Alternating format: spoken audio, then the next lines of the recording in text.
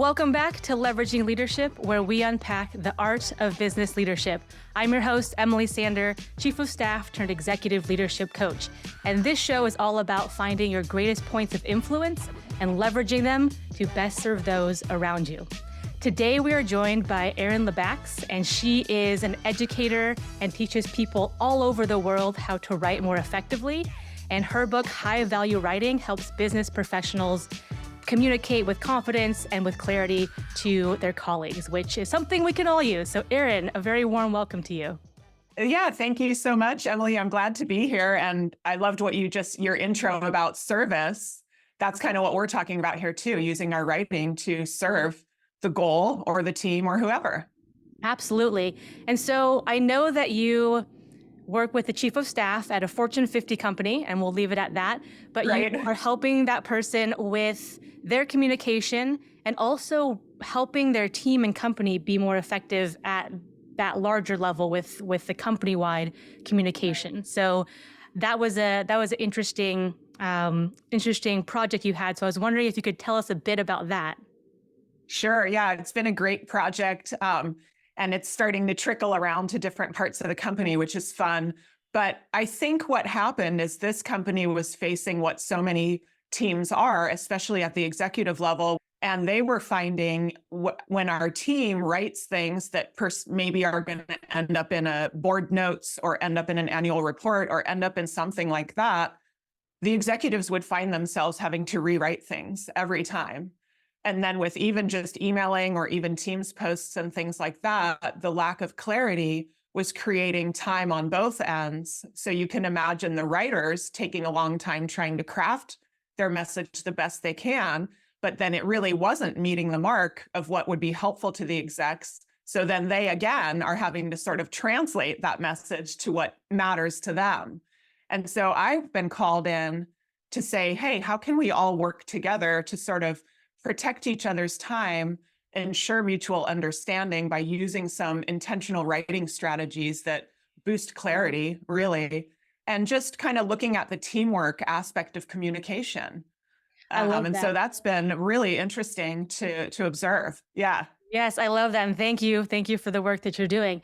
And I think a lot of chiefs of staff are in that position where, so for instance, when I was chief of staff, it would be the board meetings every quarter and understanding what's most important to them. Because if we're talking about this and making slides over here and making pretty, charts over here, but they don't care about that, then there's a huge disconnect. And making sure we're not only conveying the content that they want, but also delivering it in a way that's going to land effectively. So for those, and I was coordinating many executives to come up with our board deck. So when you have someone who's working with, let's say, a handful of people, 5 people, to put together a group presentation, what are some good ways to approach that? Yeah, and that's a great question because there are a few kind of easy things. I call them agreements.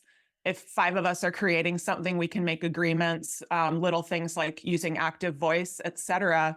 And I'll mention a couple more, but I think before that is even talking to that group about our outlooks around writing, where most of us have been raised to not really have enough focus on the others when we write.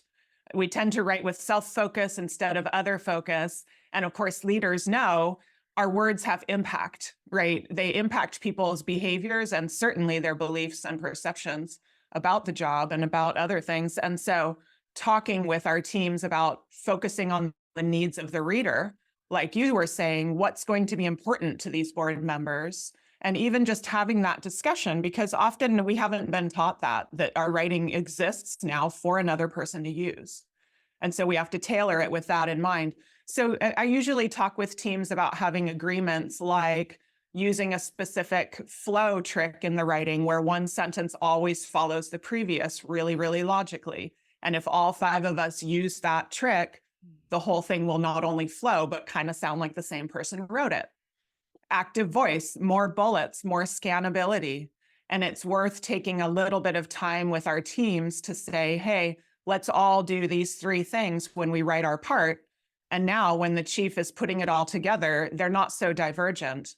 And they have a little bit of the same voice, but they also have that focus of what the reader needed rather than what we're always worrying in our heads of how am I going to say this correctly? What really matters is, like you said, how is it going to land for them? Yeah, and I think I've been guilty of that where I need to have the exact right words to say, both on Yes. my slide deck and for my verbal talk track. And it's like, Emily, just convey the information. So there comes a point when you do that. Is there anything around? There's so many different mediums now. So email and Slack and text message and all these different things. Are there considerations for all those different channels? I think so, yes. And I'll talk about a couple specifics, but first I'll say one big difference that we're just now realizing is that some of those channels you mentioned can be publicly read if it's a Slack post in front of other people, and some of those are private, like a DM or an email. So I was working with a federal public sector client, and a high-ranking person shared with me that when she observes people writing on Slack or Teams or Wrike or other sharing platforms, she'll notice people spending a lot of care when they write to high-level supervisors, and then spending less care and time when they fire off an answer to someone that they may think is less important just because of the hierarchy. Well, guess what? Everybody is seeing that. Hmm. Right. And so it's not, we wouldn't want a leader to do that, of course, and be modeling the idea of writing with more care to people who have more power. That's not what we want to do. Right. And so keeping in mind, my writing is public right now. What examples do I want to be setting for the other people writing on this channel? And so that's one thing to consider. And then I think with emails, posts on Slack, and DMs, what they do have in common is the idea of front loading information quickly. In all of those cases, we don't want any kind of slow lead ins. Like, it seems to me that we might want to consider to say the thing, right? And yet we've all been kind of schooled that it's sophisticated to say it has come to our attention that no, get right to the information. Who did something? What did they do? Put that at the front. And so they can all be front loaded, but they all have a different level of publicity. They all have a different level of formality, right? Some are more conducive to emojis and kind of like, yeah, we're all sharing and I want to express my tone through an emoji, which I think is great when it's the right genre. And so that level of informality, intimacy, those types of things change as well. So on that, which is where do you come down on emojis? Because I've heard people from all over the spectrum, and I'll give my answer, but just I want to hear from you because you're the expert. Where would you come down on the use of emojis? Right. So I am in general, okay, well, anything we write, there's never a right and wrong answer, right? It's always situational, always circumstantial. So if the situation calls for it, I am pro emoji in general because writing really has two things going on. For a reader when they receive it, and for us when we write it, we're sending informational topics and we're sending relational topics. I could say, hey, Emily, I don't agree with you in this way. And I could do it in a way where we maintain trust, or I could do it in a rude way where we don't. And that's the two goals. I want to say my information, but there's also the relational aspect of how I say it and how my intention comes through. So when it's okay to use emojis, that is helpful, right? For showing our intention and tone. However, not to be scary, but I did work with someone who was threatened with getting fired because of her emoji use. This was actually a cultural difference. So we want to consider industry culture, generational culture, regional cultures around the world. She was a French woman who'd moved to the US, still working for a French company. She'd picked up a lot of American norms like emoji use. And when she would send it back to her bosses in France, they were not having any of it. Oh, wow. Okay. So we Emojis need in to France. think, what industry are they in? How old are they? What are the norms in this group of people before we make that decision? Yeah. I mean, the answer about is it you? depends. The answer is it Yeah. depends and it's situational. So I completely agree with that. When I remember I would be writing emails to outside counsel on an HR matter. And then that was very formal and pretty buttoned Yes. up. And then like literally I would be going back and forth between that email exchange and a Slack with, someone who's a customer service rep. And I'm like doing the emojis and doing all the different things and Yeah. I'm using very different tone of language. And I think it gets back to knowing your audience and knowing the situation, and also building those relationships. So if I were Yes. to add a whole bunch of, likes and and not capitalize the I's on the email to this legal team, I might lose a bit of trust or credibility in that exchange. Whereas if I was super stiff and formal and like the stipulation in the handbook says we should do Oh this my with a goodness. customer in the Slack message, same thing. The CSR is gonna be like, why are you being like that? And so Yeah. I'm wondering if there's any tips for people to kind of flex in and out of these different communication channels and situations and audiences. Is there kind of some guidelines to keep in mind? Sure. And I loved your examples because what you're doing is being agile, right? And that's the whole key of writing is we want to be flexible and situation dependent, like you're saying. So I always suggest that before somebody writes something on any channel, they think about their goal in two ways, where we typically only think about one goal. What do I want to get across? But we have to do the two goals every time. What's my information I want to get across? And who is this? What's my relationship with this person? And coaching ourselves to think through that second one helps recognize things like exactly what you said. A lot of people don't realize that being very formal can also be off-putting as being too informal. But it depends who, and it depends on our goal. So your goal on your Slack example was to help the reader be motivated, engaged. You're showing her she's doing a good job. You had all these sort of emotional, psychological goals behind your writing. Whereas when you're writing to the legal team, you don't, you have the goal of maintaining trust and credibility, which is different. And so we really need to shift our outlook to goal oriented in a relationship way, not just information. I think the distinction between information and relational is really key, and I love that point. So that's a great takeaway. And it's relational, as in the relationship you have with that person at the beginning, and then it's the relationship you want with the person at the end of that communication. So how do you want them Exactly. to feel? What do you want them to be thinking about? And what do you want them to go do? And so I think it's kind of okay, if that's my end goal, that's what I want the relationship to be at the end. How do I kind of reverse engineer into that and say, what does my communication need to look like? Yeah, that's a great way to put it. And when we're not sure what we want to reverse engineer, the best way to learn writing, which sometimes I think, why do I say this as a writing teacher with a writing book? You don't need those necessarily. What you need is to observe your own reactions when you are the reader, right? Who hasn't received a text message that made you immediately excited, immediately annoyed, immediately kind of don't want to deal with that person? We know what it's like to have those relational reactions. So observe ourselves when you get an email and you think, wow, I'm actually kind of excited to do this. What was done in the email that made it easy for you to get excited? Or what was done in the email that made you feel condescended to? Hmm. So we can learn by observing ourselves as readers, and then that helps us reverse engineer.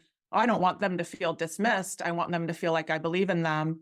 I know now that it feels pretty bad when people say like, hey, Erin, you didn't do blah, blah, blah. That's not productive. I'm going to say it in a different way." Yeah. And I remember, so when you talk about observing kind of how things land, I remember I had this Slack conversation, and for some reason, I forget why, I had to copy and paste this like to show someone on the leadership team. And as I was reading through this converse, I was like, oh my goodness, I come off like very pointed and very sharp. And I remembered that day I was very busy. And so what I was probably doing is like flying through Slacks and flying through Yeah. emails very quickly. But when I took that in isolation, I said, man, I come off really like brief and really short and really abrupt. And so that was a good exercise just for me to say, okay, even when you're busy, take the extra time to, add 3 or 4 different words in this sentence to make it a little bit softer, just because that's the actual tone that I am trying to convey to this person. I would never be that short with this person on purpose. In person. Well, and you're right. It takes, especially at first, when we start working with this idea of informational and relational goal, at first it takes a little extra time. But I often think, okay, maybe it took me 5 minutes to tweak that message. It would have taken me 30 minutes to have a negative conversation afterwards if I hadn't. Unpack, yeah. What I meant to Yeah, say was, yeah. right. It's an investment in reducing the time later on misunderstandings, hurt feelings, all of that. to do that kind of front loading in the beginning and take that time. And then also I love that idea that not only can we observe our own reactions, but you can go look at your own writing later for the tone. And I often encourage people, if it's an emotional topic, read your own writing aloud, but in a voice that's a little snarky or a little unpleased. Because I always think, what if my reader just walked out of a meeting where everyone was arguing and that was when they read my email?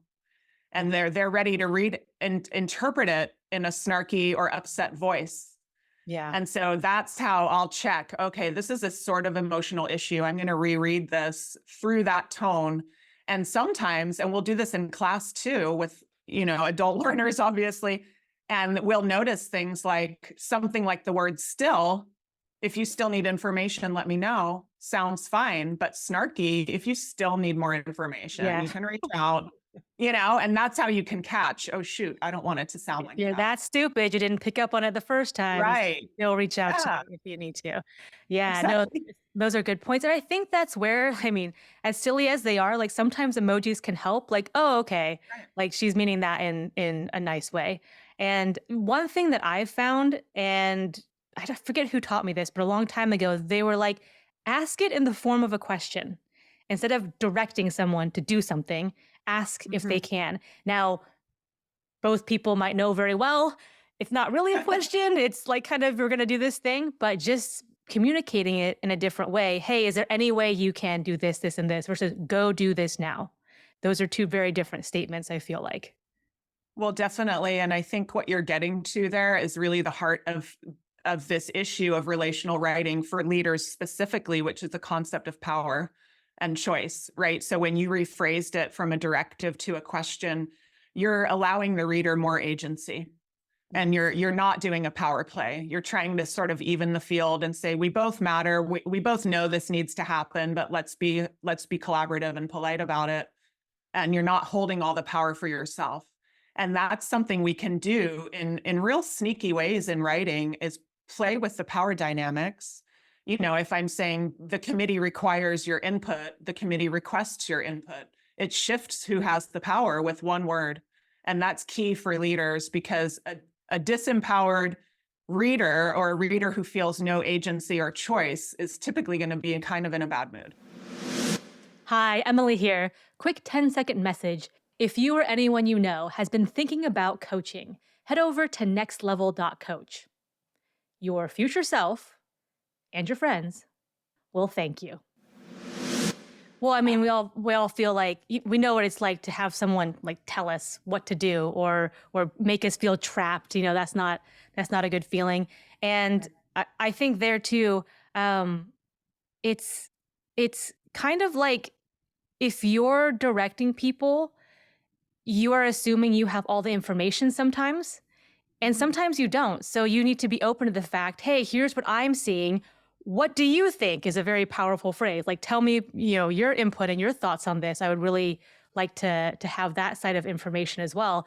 And you could learn like, oh, I was assuming this happened, and what you just said makes that a completely different scenario. So I think there's moments for I guess, gathering information instead of directing people. Agreed. And even when we are directing, it's unlikely that we know the whole entire 360 degrees perspective, right? So it is useful. We might improve not only the relationship, but whatever the product or outcome was by doing that.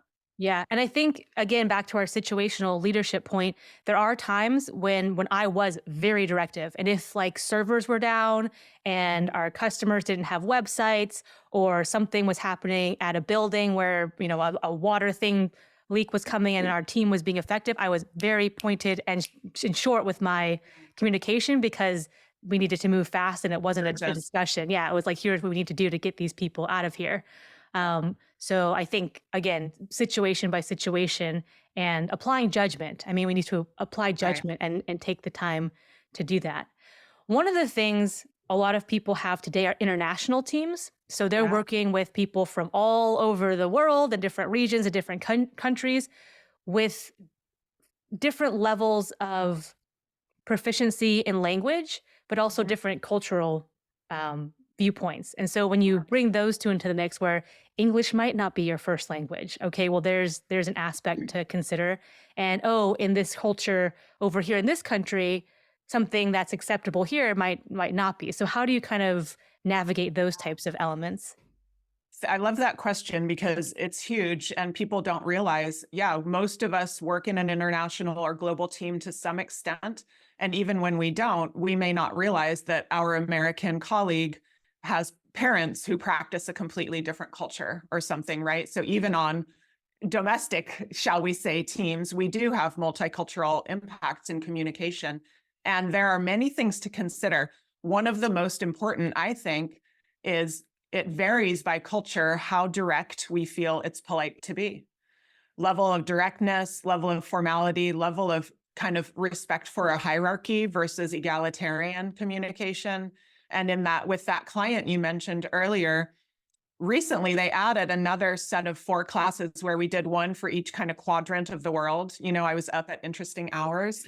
And the section that had Mumbai, Shanghai, a lot of other folks in that time zone, we had it was a wonderful conversation because there were no, other supervisors in the room. It was just us and the team from those countries. And what we talked about was, for example, active voice is very promoted in the West, and Americans feel like direct is best, and active voice is super direct and clear. Yet, some of these participants said, oh my gosh, it is way too aggressive in our cultures to say things with active voice or to say things in such a directed way, because many cultures put the relationship before the outcome, right? You get in a meeting and how's your family? These types of things before you get to the agenda. Whereas often with Americans or Western Europeans, it's like, boom, what's number one on the agenda? Yeah. We don't really care who's here. We're not. And so what that difference is about is about what is it like to establish trust? Do we establish trust through the work or through creating a relationship first? And the relational cultures would prefer often less direct communication with a little more respect in a way for one another and sounding less aggressive. And so even something as simple as active voice can be quite useful. But if we get in a situation where it's like, well, Erin didn't turn in her metrics, so the report's not ready, they might feel like that's accusatory. And let's say we will finish the report when we get all the metrics. Yeah. No need to call out Erin. That's not polite in all cultures, right? Right. No, that's so that's it's so good because I've had teams in Chennai, India, and when we ask employees for feedback, we're actually asking to, we want to hear the bad stuff too. And I remember with that team, I had teams all over the world. And with that team, it was a little bit difficult to get candid feedback because they weren't about to tell the boss what was going wrong. And I remember we did an anonymous survey, and one person from that team was like, we could use these types of drinks in the conference room instead of this type of drink. And I was like, all right, well, at least that's something. So it was kind of nice. It was kind of on the path toward more candid feedback. But in terms of trust, so that's been a through line throughout all of this conversation. You're trying to establish or maintain or build up trust. And so if you're sitting there going, okay, I hear what Erin's saying, I want to make sure I'm considering my audience and considering the situation, but like sometimes I just don't know how I'm coming across, or I don't know what this person what type of communication this person wants. How would you advise someone to go about approaching that? Right. Yeah, it's kind of a lot to think about. And of course, as you get to know your reader or the department you're writing to, you can start to tweak your writing a little bit.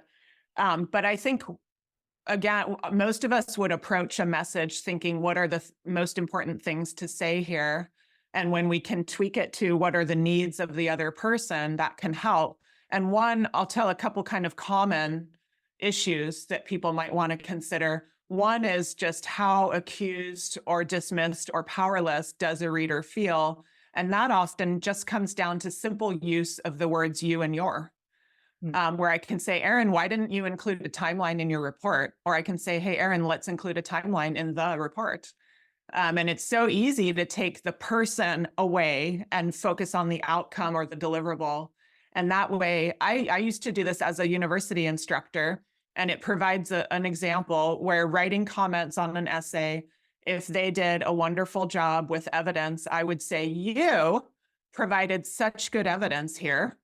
And then when they didn't, I would not write, you failed to provide evidence. I would write, page 3 needs more evidence.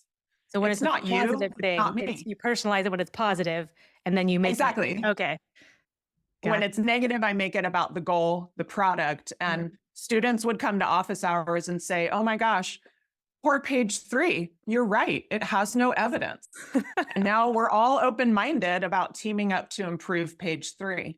So really, it's often who or what is becoming the focus of your sentence. I love And that. if it's negative, make sure that that's not a human being, right? Try to keep it as a goal or an outcome Yeah. as the focus. And then another quick one I'll say is when people don't feel respected, it's often about verbs. Verbs are the words that carry tone as well as really good information. Like I said earlier, the committee requires your feedback, requests, invites, needs, wants. We're changing power, we're changing tones through our verbs. And I often talk about this with people who want to sort of build up themselves and others in their demographic group too. Often women will talk about this, or I've talked with a lot of men, specifically in India, Pakistan, and Sri Lanka, who say, well, we've been raised to not write in a way that sounds confident to Americans and women too. And I'll say, well, look at your verbs when you talk about each other.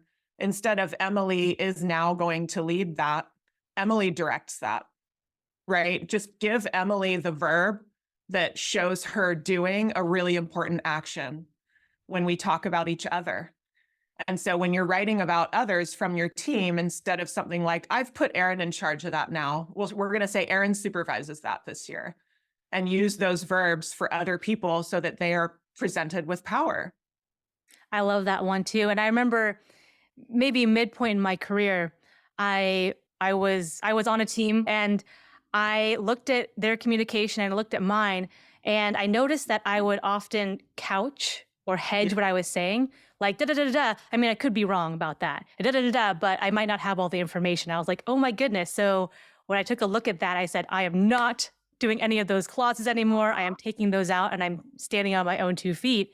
And for a while, it was a big adjustment. Like, oh my gosh, I'm being bold about this. And now I just do it out of practice, because it's like, no, I do know this information. So here it is, open to more information, obviously. But, you know, this is where we stand right here. So I think paying attention to those little things that turn out to be big things and how they land is worthwhile. Is there anything where if I'm imagining, like, if you need to ask someone, or if you need to be like, I'm still not quite sure, I do all the things that you suggested, Erin, but can I check it? Is there a way to ask someone, or be like, how is that being received? Or is there a better way to say that, or kind of check in with someone about that? Yeah, for sure. And you know what? That's a really good question, because we can extend that to other things. It's okay to talk about writing, and it's okay to talk about writing fears and writing fails. Some of my most productive classes are when somebody kind of confesses a writing fail and we unpack what happened. And so I think it's completely normal. It's just not practiced for teams to talk about their writing and say, hey, I'm doing this with my writing. What does it sound like to you? And then even go to the next step of, what if all 5 of us agreed to use this really clear form of email subject lines, for example? Now we all made an agreement, and we're all, going to save time. I worked with the team who had made the agreement before I got there, that within themselves, they were not going to write emails that just said, thank you, I received the document. No more thank you emails. They just don't say thanks anymore, because that's another email. But they agreed with each other. So now they're not sounding rude because they talked about it.